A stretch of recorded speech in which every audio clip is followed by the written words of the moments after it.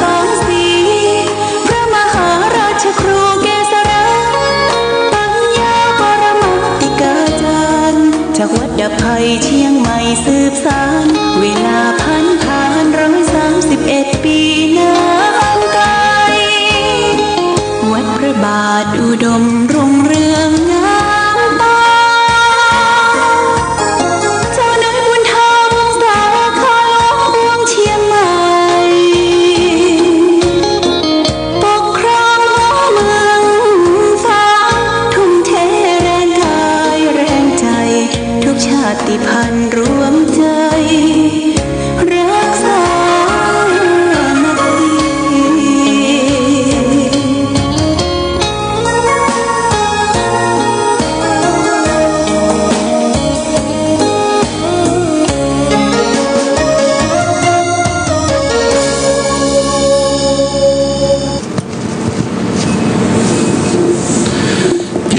สุขศรัทธาสาธุชนญาติโยมท่านพุทธบริษัททั้งหลายวันนี้รายการธรรมประทีปส่องต่างก็ได้มาพบปะกับพ่อแม่พี่น้องศรัทธาสาธุชนญาติโยมแห่งครั้งหนึ่งวันนี้เป็นวันจันทร์ที่3 เดือนมกราคมพุทธศักราช2565ซึ่งตรงกับเดือน4เหนือเดือน2ใต้ขึ้น1 ค่ำขึ้น1 ค่ำวันนี้เป็นวันเดือน4ออก1 ค่ำขึ้น1 ค่ำเป็นวันเก้ากองในญาติโยมเป็นวันเหมาะอย่างยิ่งที่จะได้ทำมังกรมงคลเพราะฉะนั้นทางวัดพระบาทอุดมน้ำบ่อสาวาจึงได้เอากำหนดเอาวันนี้เป็นวันดีเป็นวันที่เราจะได้ร่วมกันทำบุญสืบชะตาอายุให้แก่พ่อแม่พี่น้องศรัทธาญาติโยมได้นิมนต์ตุเจ้าประสงค์จำนวน21 รูปและยังเกินไปกว่านั้นแหมเนาะเกินไปกับนั้น5-6 รูปสำหรับ21 รูปนี่ก็จะนั่งลายล้อมคงชะตาที่ได้จัดเตรียมไว้ศรัทธาญาติโยมที่จะมาสืบชะตาก็มาจองที่จองหนแล้วมารับเอาเข้ากลับก่อนเด้อ9 โมงนี่รับเข้ากลับก่อนเข้ากับอาหารน้ำดื่มได้เตรียมไว้เพราะว่าสืบชะตาแล้วเขาจะบ่เป็นละวุ่นละวายมารับละเมื่อรับเข้ากับรับอาหารแล้วก็ไปนั่งอยู่ประจำที่ของภัยกองมันที่นั่งนั้นเขาจัดไว้อยู่3 สถานที่1บนอาคารวิหารพระเจ้าละแข่งอันนี้ก็จะได้นั่งหันตุเจ้าเปิ้นหลายตนหลายองค์ที่มาเจริญพุทธมนต์2ที่นั่งคือเต็นท์หน้าวิหารพระเจ้าละแข่งคือเต็นท์นี่ได้ตั้งไว้3 เต็นท์ญาติโยมเขาบ่ขึ้นไปหัวเข้าบ่ดีเนาะนั่งในเต็นท์นั่งเก้าอี้ได้3ที่ปืนอาคารอนุสาวรีย์ครูบาเจ้าศรีวิจัยอันนี้ก็นั่งได้จัดเก้าอี้จัดอย่างฮือตั้นได้นั่งแล้วก็มีฝ้ายนิโยงไปหมดญาติโยมนะฝ้ายนิโยงไปหมดถึงสถาน3 สถานที่นี่นะโยงไปหมดเขาจะนั่งบนนั่งลุ่มก็เป็นอย่างเวลาเปิ้นสืบชะตาพรมน้ำมนต์แล้วเขาคือจะลุกได้เปิ้นก็จะพรมน้ำมนต์ไปทั่วน้ำมนต์นั้นก็ได้รับน้ำมนต์ได้ปุ้นได้นำมาจากน้ำหูน้ำออกหูเนอะปุ้นตีบ้านใกล้ๆบ้านปะหลองสวนชาบุ่นน้ำออกหูมาเอามา4 ถังใหญ่ๆ เอาใส่ไว้แทนเป็นถังรวมและผสมด้วยน้ำบ่อซาวาสืบชะตาให้ญาติโยมอายุยืนยาวปราศจากสัพพทุกข์โศกโรคภัยตั้งหลายตั้งปวงสำหรับญาติโยมพ่อแม่พี่น้องที่เคลื่อนย้ายค้ายตัวไปบ่ได้นะอยู่บ้านอยู่จองก็สืบชะตาได้เหมือนกัน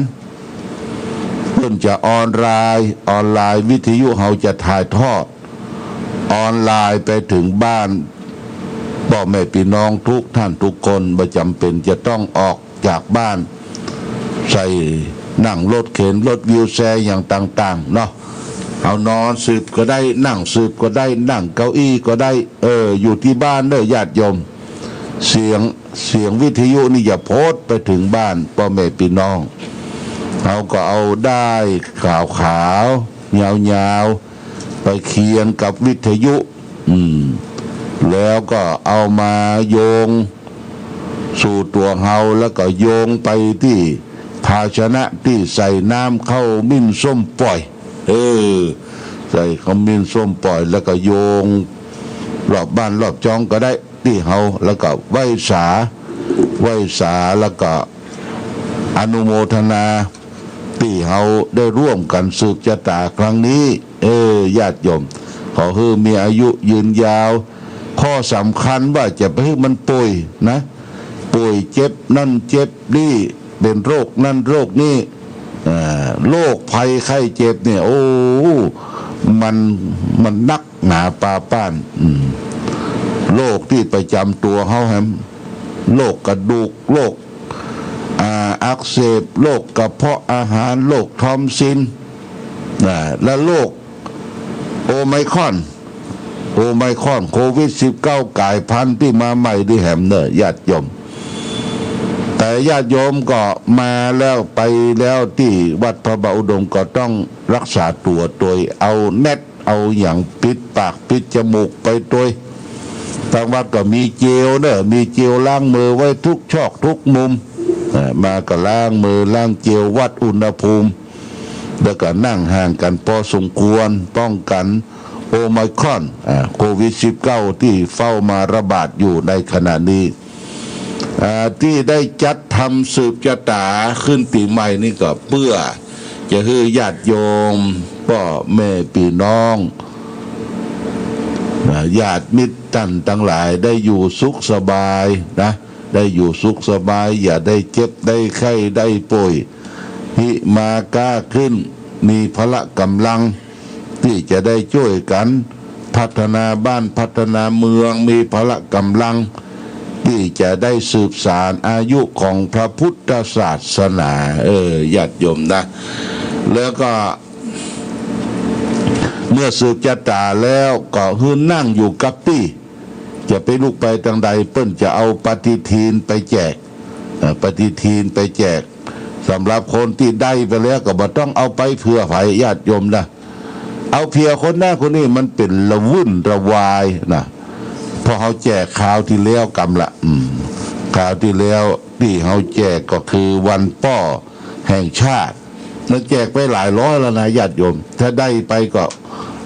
เอาละเขาก็เอาไว้คือกับคนอื่นปฏิทินเนี่ยมันเป็นปฏิทินพิเศษจะใดคือเป็นปฏิทินล้านนาจากตำราของวัดธาตุคำเชียงใหม่หน้าปฏิทินก็เป็นพระพุทธรูปองค์ใหญ่คือพระพุทธรูปปางประธานพรแล้วก็มีคาถาสี่กรรมจะพระกาสะแล้วก็มีรูปหลวงพ่อพระครูสุจิตานุรักษ์ดร.ครูบายี่แก้วเจ้านายอำเภอฝางวัดพระบาทอุดมน้ำบ่อสวาแล้วก็เขียนไว้ว่าจงทำดีมีศีล5ปาอะกามุสุจำไว้นะญาติโยมเด้อปาอะกามุสุปาก็คือป่านาอะก็คืออาทินากาก็คือกาเมมุก็คือมุสาสุก็คือสุลาปาอากามุสุคือรักษาศีล5กันศีล5เป็นรากฐานของความเป็นมนุษย์ของคนเฮาทุกท่านทุกคนเด้อ เขาจะมีความสุขหวานใจอยู่กับครอบกับครัวรักษาตนเองผู้มีศีลนะญาติโยมศีลห้าศีลแปลว่าปกติศีลแบบปกติอย่างเราได้ทราบข่าวได้ยินข่าวที่มันเกิดอุบัติเหตุเกิดขึ้นในช่วงของส่งท้ายปีเก่าต้อนรับปีใหม่ก็ดีเนี่ยส่วนมากญาติโยมอุบัติเหตุเกิดจากความประมาทประมาทก็คือขาดสติความระลึกไล่ขาดความยับยั้งชั่งคิดยับยั้งต่างๆบ่มีสติอยู่เป็นการรู้สึกตัวเองตัวที่ทำลายสติคือประมาทะคือความประมาทเลินเล่อตัวที่ทำให้คนทำความประมาทก็คือไปกินสุรายาเมาญาติโยมกินสุรายาเมากินละทำตนเอตโรบ้าคลั่งเพราะว่าโทษสุราก็ถึงบอกไว้แล้ววันนั้นก็เอาเรื่องของอบายมุขหกมาเล่าให้ฟังว่ามันเป็นผีร้าย6ตัวที่สิ่งสถิตอยู่ในจิตในใจเรามันโคตรคล้ายหายไปจากปีเก่าเนอะญาติโยมจะเพิ่งมันมาเข้าสิ่งตัวเราอบายมุข6ตัวนั่นผีที่1ชอบสุราเป็นอาจินไม่ค่อยกินข้าวปลาเป็นอาหารผีที่2ชอบเที่ยวยามวิกาลไม่รักบ้านรักลูกรักเมียตนผีที่3ชอบเที่ยวดูการละเล่นไม่ละเว้นบาครับละครขนผีที่4ชอบชั่วมั่วกับจนหนีไม่พ้นอาทยาตราแผ่นดินผีที่5ชอบเล่นม้ากีฬาบัตร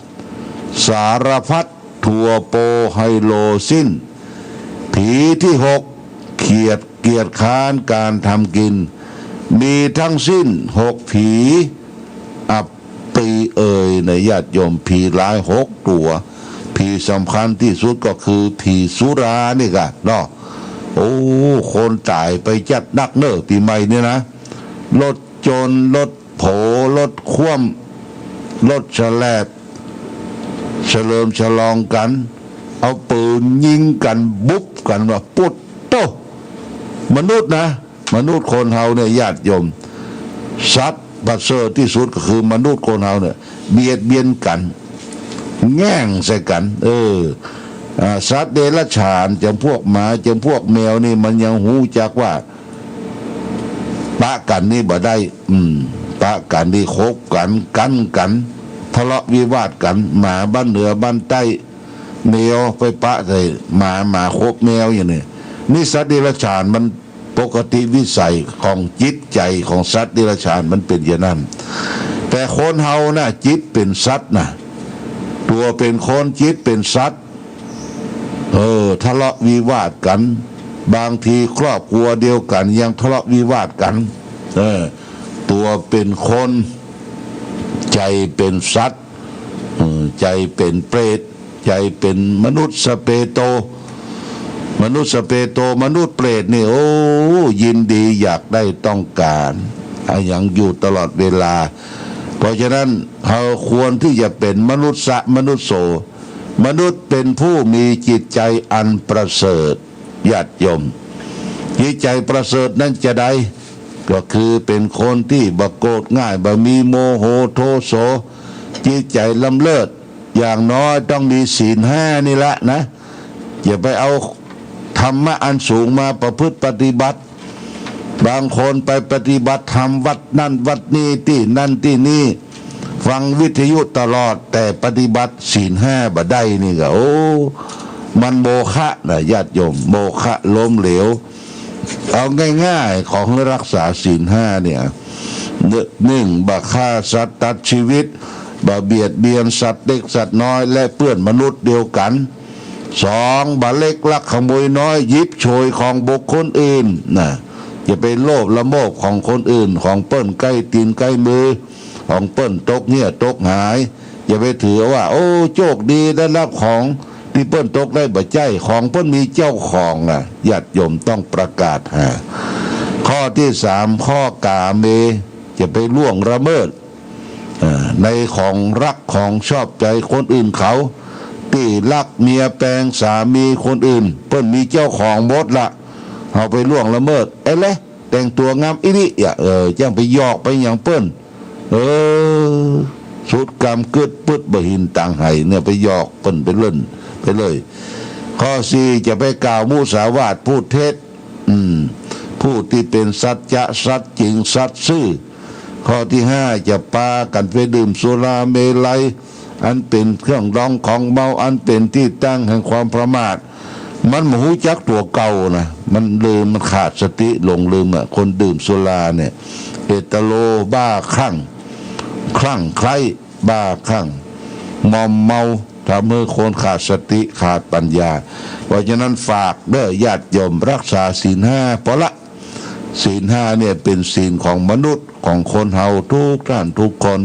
เขาจะมีความสุขระหว่างผัวระหว่างเมียระหว่างพี่ระหว่างน้องระหว่างชุมชนสังคมอยู่ร่วมกันเนี่ยขอให้มีศีลมีธรรมศีล5เนี่ยเป็นรากฐานของความเป็นมนุษย์เป็นคนเฮาเจ้าพระคุณสมเด็จพระมหารัชมังคลาจารย์อดีตผู้รักษาการสมเด็จพระสังฆราชทำหน้าที่สมเด็จพระสังฆราชการก่อนมาเจ้าพระคุณสมเด็จว่าหมู่เฮาประเทศเฮาตลอดถึงญาติโยมจะมีความสุขได้ทั่วประเทศชาวพุทธเนี่ยอย่างน้อยต้องมีศีล5อย่างบ่ได้ก็สัก 2-3 ข้อญาติโยมเพื่อมันสัจจะสัจจังสัตย์ซื่อจริงๆที่เฮาตุกเข้าดินเข้าหญ้าถึงวันเพราะขาดศีลขาดธรรมนะบางคนก็ว่าโอ้วัดบ่สำคัญบ่ต้องไปวัดบ่เข้าพระเจ้าบ่ไหวเนี่ยก็เฮาบ่นับถือลูกบ่นับถือวัดบ่อารามบ่นับถือตุเจ้าพระสงฆ์เอาตั้งโลกเป็นใหญ่ญาติโยมเอาตั้งโลกเป็นใหญ่ไปกินไปเฉลิมไปช้องไปอย่างยากการยากงานเอาตั้งโลกเป็นใหญ่บ่มีเวลาที่จะมาฟังเทศฟังธรรมเข้าวัดเข้าว่าก็เดือดทุกเดือดทุกอกทุกใจทุกกายก็เพราะว่าเฮาบ่เอาตัวเฮาเข้าใจในหลักธรรมนะญาติโยมนะนี่ฝากไว้เน้อเอาละญาติโยมก่อนจะจากกันวันนี้ก็ประกาศในวาระโอกาสที่เฮาได้ร่วมกันเป็นเจ้าภาพนะเจ้าภาพในการเฉลิมฉลองในการที่จะทำบุญขึ้นปีใหม่อายุวันนี้สืบชะตาหลวงวันนี้วันดีนะญาติโยมนะเจ้าภาพคงชะตาหลวงเนอะคุณกนกพิชัยนาร้าน2พี่น้องวันนี้เปิ้นจะมาเลี้ยงข้าวกันจีน สุมาเนี่ยคุณกนกพิชัยนาความด้วยครอบครัวหลวงพ่อประกาศว่าเป็นอันเขามีไปใจเป็นข้าวกันจีน200ห่อญาติโยมเตรียมไว้200ห่อแล้วก็ได้เป็นเจ้าภาพสั่ง1ชุด1,000 บาทเป็นเจ้าภาพคงจะตาก่อนแล้วก็แม่จันสงวงเขียนป้าน้อยเกษมวงเขียนบ้านบ่อนปินเจ้าภาพคงจะตาร่วมกันแห่ง1,000 บาทห้างสุนทรกัดโชคยิ่งเจริญฝางเป็นเจ้าภาพคงจะตาม 1,000 บาทแม่จันกันทิยะเป็นเจ้าภาพคงจะตาม 1,000 บาทโมทนาสาธุเนอะสาธุเจ้าสลาก็คือพ่ออาจารย์นันชัยวงศ์นะอาจารย์ประจำวัดศรีดอนใจนี่เป็นเจ้าสลาคงจะตาแต่ว่าวันซื้อนี้เป็นอุบัติเหตุรถโจรรถเครื่องเมื่อกี้รถเครื่องรถโจรบ่เป็นยังสักอย่างวะแต่ว่ามาอู้ฟังเป็นตีนปิ่นมือโอ้ด้วยบุญด้วยกุศลเนาะได้คำทรงชะตากาได้ไปเป็นโอกาสเวียนตาที่อื่นวันนี้ก็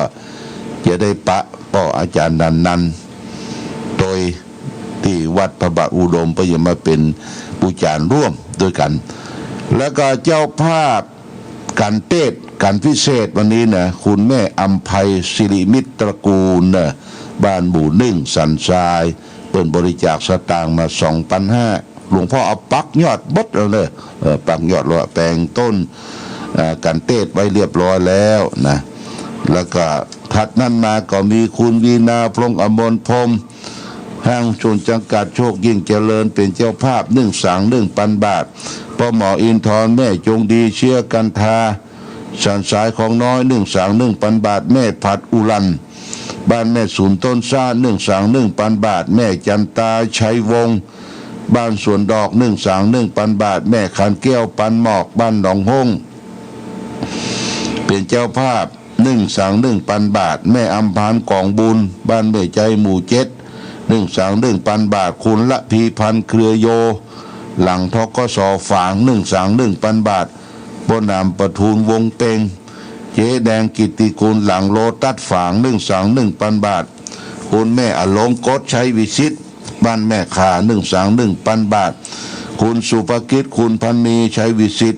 แม่ขา1 บาทแม่นิพามูลเทียนบ้านม่อนติน1 บาทพ่อเราตอนแม่มีชัยพินโยพาดปางปอย1 บาทแม่แอมพรบุญกำบ้านสันปนัยฝาง1 บาทแล้วก็คุณกนกพิษชัยนาร้าน2พี่น้องสันทราย1 บาทพ่อสมแม่ปันตาเพียงตาเหียงบ้านห้วยงูใน1 บาทคุณกันศินีศรีนครินทร์กรุงเทพ1 บาทคุณโคบายโยสิคุณจันทิพย์อินตะปัญญาห้วยงูใน1 บาทนายบุญธรรมนางนิพาแก้วติบบ้านสันต้นดู1 บาทงานประนบสุทธเสนานางสายใจหันตระกูลอนุสาวรีย์พระเจ้าฝางบ้านหนองตุ้ม1 บาทนายเอกชัยพรหมแพทย์โชเฟอร์หลวงพ่อบ้านดอย1 บาทนางติ๊บชัยเนตร1 บาทแม่สีเลือนแสนเตียงบ้านต้นพึ่ง1 บาทนายอินทร์นางประภายวงเงินห้วยงูใน1 บาทชมรมผู้ปฏิบัติธรรมประจำวันเสาร์1 บาทแม่ระถวยคันธี1 บาทแม่ละถวยก็รับเป็นเจ้าภาพสถานีวิทยุเป็นข้าวเจ้าภาพไฟแหม500 บาทแล้วก็นายจำลองนางประกายพันจันแจ้งเต่าดิน1 บาทอาจารย์ปรีดาปัญญาวชิโลภาสนางรัตดาชัยวงศ์บ้านหัวนาบ้านสวนชา1 บาทแล้วก็แม่สนธิถาบัวคำแม่สนธิถาบัวคำบ้านต้นพึ่ง1 บาทแม่จันดีศรีบุรีนาสนิทการะเกตบ้านต้นหนุนหนองห้อง1 บาทนะญาติโยมนะเงินทุกบาททุกสตางค์นั้นก็ถวายเจ้าภาพ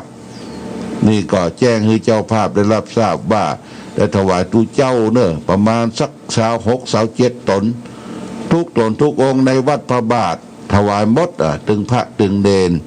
ญาติโยมก็ได้ร่วมกันทำบุญขึ้นปีใหม่โดยนี่ก็หลวงพ่อก็ได้ทำบุญร่วมกันนะเป็นเจ้าภาพร่วมกันต้องขออนุโมทนาโอกาสนี้ก็ขอส่งท้ายปีเก่าต้อนรับปีใหม่สิ้นปีไปแล้วขอให้ทุกท่านโปนเคราะห์โปนโศกเนอะโปนโรคโปนภัยโปนเสนียดจันไรโปนจากความทุกข์อย่าเจ็บอย่าจนอย่าไข้ขอมีความสุขพร้อมกันทุกท่านทุกคนด้วยเถิดเด้อญาติโยมเดี๋ยวมาพบกันที่สำนักปฏิบัติธรรมวิปัสสนาณบ่อสาวพาแหล่งที่21ของวัดพระบาทอุดมทางวัดก็เตรียมความพร้อมทุกอย่างคือแก่ญาติโยมพระสงฆ์องค์เดนก็ได้จัดสถานที่มา2-3 วันแล้วซองของท่านที่ได้เขียนชื่อเขียนนามวันเดือนปีเกิดทางวัดก็ได้เสียบไม้เรียบร้อยแล้วก็ได้จะเอามาเสียบต้นกล้วยกลางต้นกล้วยกลางที่เปิ้นจะสืบชะตาคงชะตาน่ะเสียบไว้หมดเปิ้นจะสืบโหราชะตาชื่ออาเดือนวันเดือนปีเกิดอายุของเฮา ให้มีความสุขมีความกั้นกลุ่งรุ่งเรืองเจริญยิ่งขึ้นไปเอาละวันนี้หลวงพ่อได้มาพบในวาระโอกาสวันที่3วันจันทร์วันนี้เป็นวันดีเป็นวันมังคลมงคลเป็นวันมหาเสน่ห์เป็นวันคล้ายวันเกิดของพระบาทสมเด็จพระเจ้าอยู่หัวรัชกาลที่9พระองค์เกิดวันจันทร์เนยญาติโยมวันจันทร์นี่สีเหลืองก็ขอความสุขความเจริญความรุ่งเรือง